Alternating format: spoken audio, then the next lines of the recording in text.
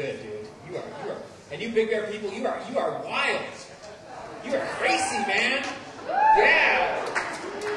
You jazz people, yeah. We'll see if you're smooth jazz or the fusion jazz. Hey, man, like, how many of you are actually from Big Bear?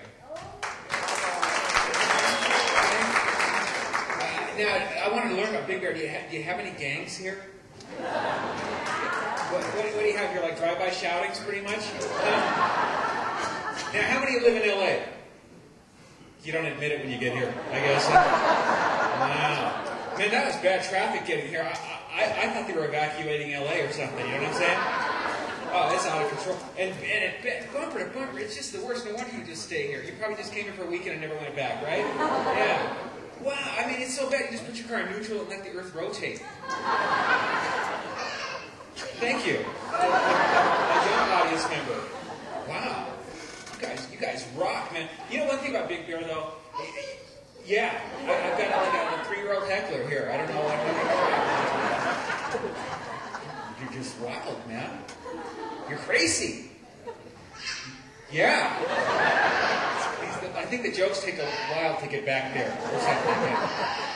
Man, I hope you're not coughing up a lung or something back there. I mean, everything's okay. So, yeah, you know, your windows are rolled up. This is some good jazz. Here comes a loud car stereo guy.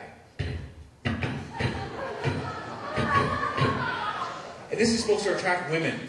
Yeah. Like what kind of women? Women with heart murmurs, maybe. You know what I'm saying? Match that beat. The cars always look really nice. Here's my theory. All this pounds out the dents from the inside. Yeah. You know what? I bet if you had one of those, you'd never get a kidney stone. Thank you very much. Yeah. Big Bear, yeah. Wow, gateway to Lucerne Valley, yeah.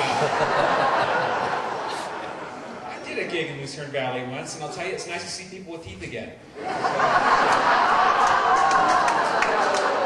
Yes, I did.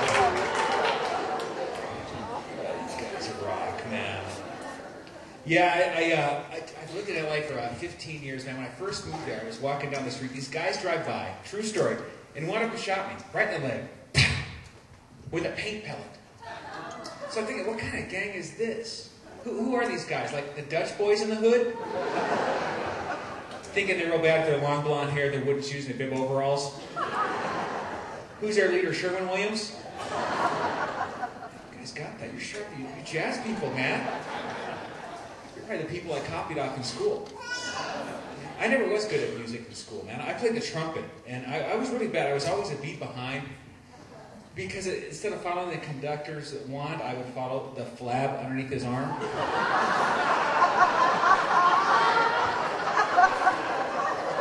That's right, man. Wow. It's a pleasure being with you guys, man. It's great. I'm a little self-conscious. This is the heaviest I've ever been in my entire life, and I'm just self-conscious. But now, because I'm pretty tall. I'm about 6'1", 34 inseam. My waist is now 36. You're clapping? Because I am 1 yard around, sir. 1 yard around. That is sad, man. Comes in handy during football season, though. I can put a piece of chalk there and go like this and mark the field. So, 1 yard. Oh, I'm thinking about getting me a tattoo. Are you like tattooed people here? You look pretty wild. I'm thinking about getting me a tattoo right here in my belly, like a really little teeny tiny one, like a microfiche size, and it's going to say, if you can read this, don't feed me anymore.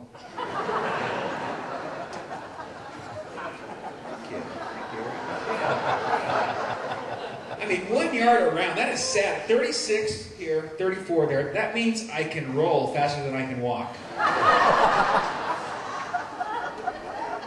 That just ain't right, man. We're the baby boomers here. We have baby boomers in the audience. That is my people. We have any Gen X here?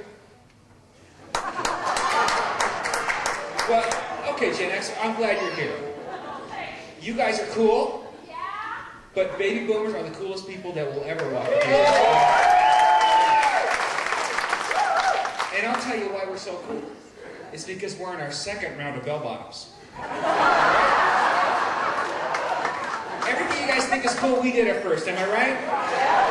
We didn't have to bring anything back. We are cool.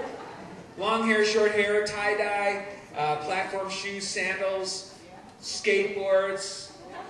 What'd you guys bring to the party? Tattoos? Come on, man, that's so World War II. What else? Piercings. Okay, piercings. I'll give you that. We had them too. We called them metal shop accidents. We were cool. We didn't have to bring anything back. Now, there was never a group of people who wanted to reinvent the Zeus suit. You know what I'm saying? That's a new tagline that didn't work at all. I just thought, it just sounds funny, Zeus suit. Okay. What happened? People that don't like Zeus suit jokes, or do you prefer to be in the dark back there? Is that better? You smooth. That's the smooth jazz people. They like to be in the dark there. Wow. I live in LA. I live in this apartment building for Mama's Boys. It's called the Oedipus Complex. Yeah, I try to be really cool. I want to get a waterbed for my apartment, and they're way out of style. What's the cool thing now? Futon? Futon, Japanese word means sore back. Oh, futon. Oh. Only thing worse than a futon's a hide-a-bed. Man, you visit people, you get the hide-a-bed, you're pretty much the hide-a-friend. You know what I'm saying? These beds pull right out of nowhere, complete with Cheetos, Doritos, and stale popcorn. That's breakfast in bed where I come from, folks. You know what I'm saying? Yeah, they all have that metal bar that comes across your back. Do you have dreams you're sleeping on railroad tracks? I should do a Hide-A-Bed commercial. Today's program brought to you by the makers of Hide-A-Bed. Hide-A-Bed. We make them that way to shorten their stay.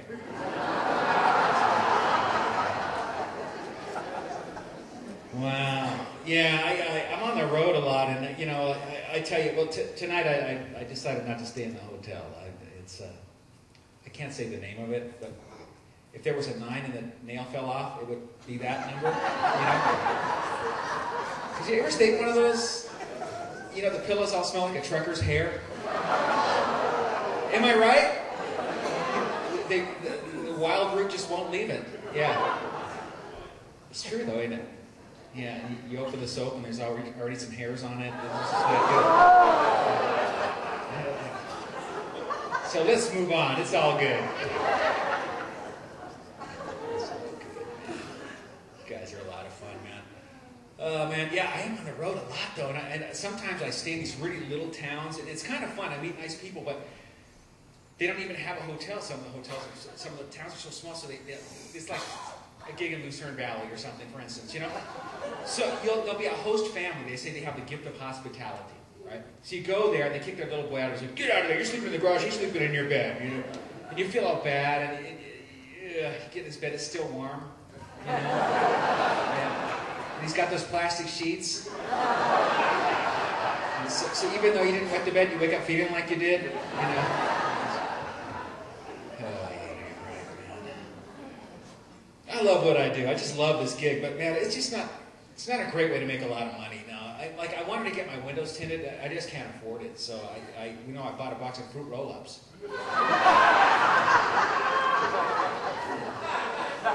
Shave the day, snack at night, it's all good.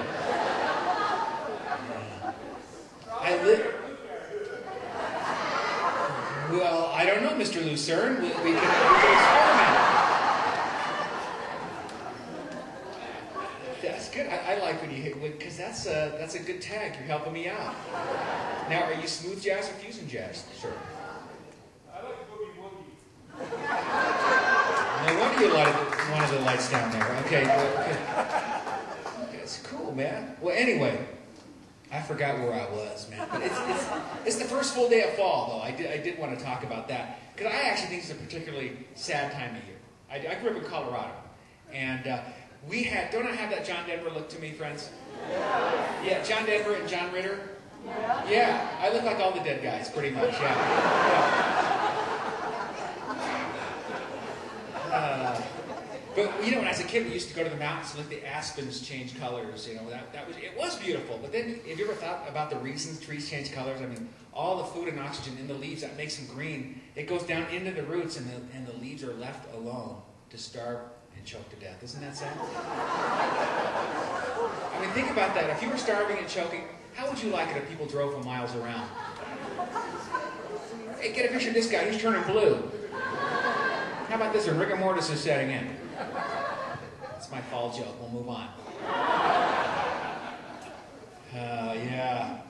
Yeah, I live alone, and I have a lot of weird habits. Like, I'm very reluctant to throw away moldy food.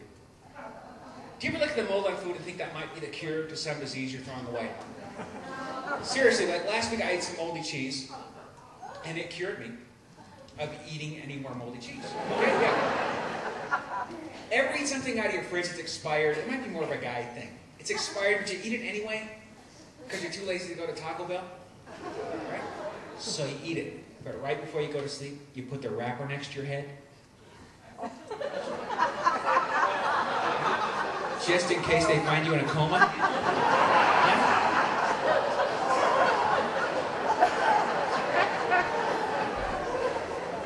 Hello, Rampart 1. We have a male victim here. Looks like his baloney has a first name.